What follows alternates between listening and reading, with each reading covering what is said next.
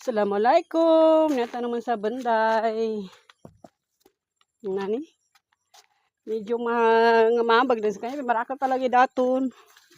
So, bago sa kanin in-sprayan. Pagkipuso tanong. Punta tayo doon no, sa may mga kawayan. Baka mayroon ng dabong. Magawa tayo ng dabong.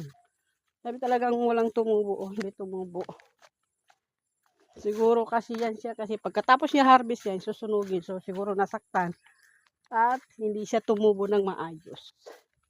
Pero ang tataba nila, oh, pag mga 1 month pa yan, ganda na yung tingnan kasi mataas na. So, hindi na halata na madaming hindi tumubo.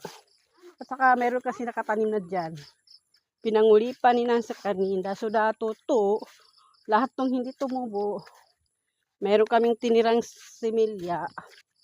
So, tinaniman yun ulit. So, tutubo yan siya, hahabol. Makahabol pa yan siya. So, sa next na harvest, tutubo na naman yun sila. So, parang ganun lang, hindi siya nauubos.